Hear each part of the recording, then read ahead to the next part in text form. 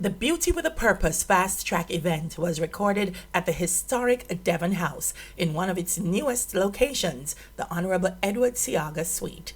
Ahead of the interviews, the Miss Jamaica World team had a pleasant surprise for the lucky 30. All right, ladies, again, welcome to your head-to-head challenge.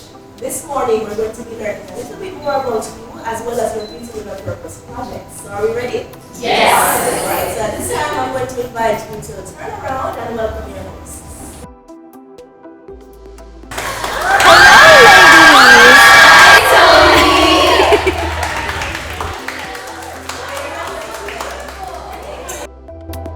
Here are our first two finalists, Lenisha Davis and Tajay Bennett. Hello, ladies. Hi, Tony. Welcome to your head-to-head challenge. Thank you for having us. Lenisha Davis. Yes. You are a dental hygienist. What do you love the most about your job? You know, I love everything about dental hygiene, but what I love most is the relationships I build with my patients. The mouth is an extremely intimate place to be. So I am privileged to be blessed to provide a safe environment for my patients, for them to trust me and understand that I'll provide them with the best healthcare possible and have that smile afterwards. It's satisfactory. One of your favorite pastimes is singing. Me too. Okay, so why? So I'm an extremely expressive person, and for me, I like to get away from reality sometimes. Yeah. So singing allows me to take on different personas and express my emotions for whatever situation I'm in. That's very true. Okay, so let's take a look at your project, Confident Smiles. In 2020, I started Confident Smiles. It is designed to provide oral health care services through health fairs in lower income communities, primary and high schools. However, due to COVID-19, I had to pause my project. This year, I started working with the School for the Blind.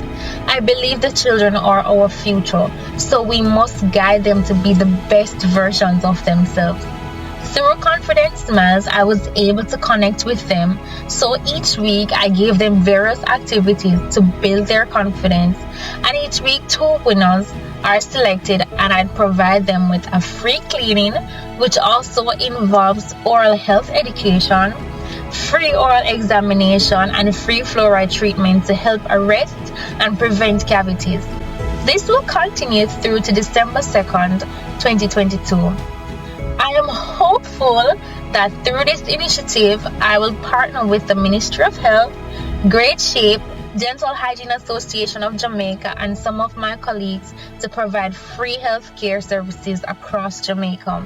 Confident Smiles provides oral health support to our youth. How important is oral health to overall well-being? So I've often said the mouth is the window to the rest of the body, and a lot of times it's overlooked.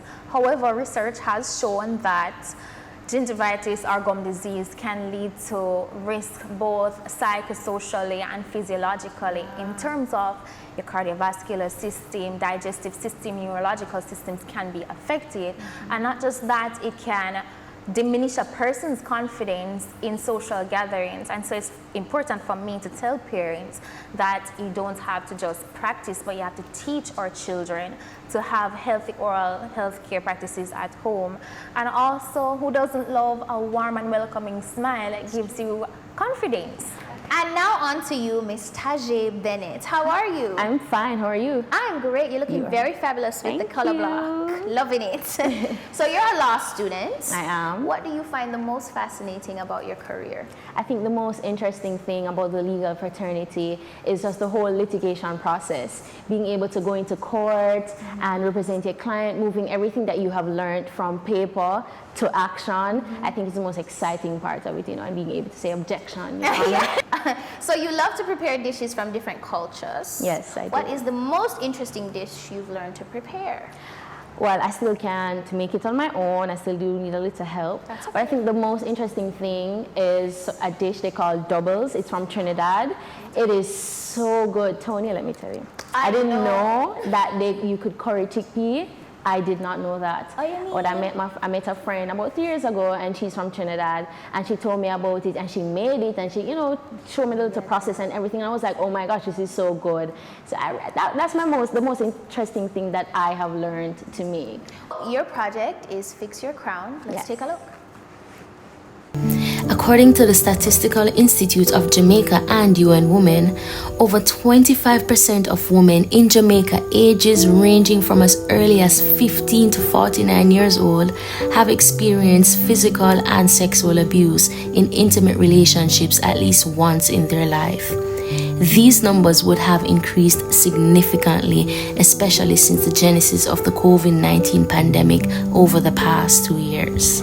My Beauty with a Purpose project focuses on raising awareness, educating our young women, and eradicating the shame surrounding gender-based violence through the Fix Your Crown initiative.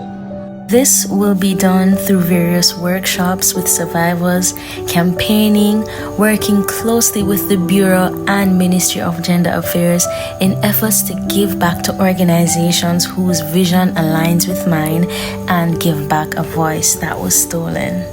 The mission of Fix Your Crown is to empower and educate.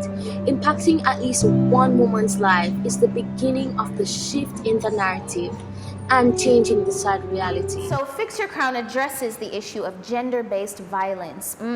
Why did you choose to tackle this particular issue? I think that gender-based violence against women in particular is something that hits really close to home for me as someone who grew up in a very toxic household, experiencing and witnessing the violence. I think that too little is being done in Jamaica to address the matter, and there's so many broken women walking around with trauma, you know, dealing with all of that. The laws need to be reviewed and greater attention needs to be paid to this matter. So that's why I choose to tackle, you know, because we need to empower our women. Women are the nurturers of our society. So we definitely need to empower them, support the survivors. Too many times we hear a headline that a little girl is being raped, or she was raped rather, and you know, a little girl is missing, or a woman died by the hands of her partner. And as someone who has experienced violence myself, it's just something that really is heartbreaking when I hear that it's constantly happening and so little is being done about it. And I cannot wait to see where you go next. Thank you. Appreciate it. Appreciate it. Thank you.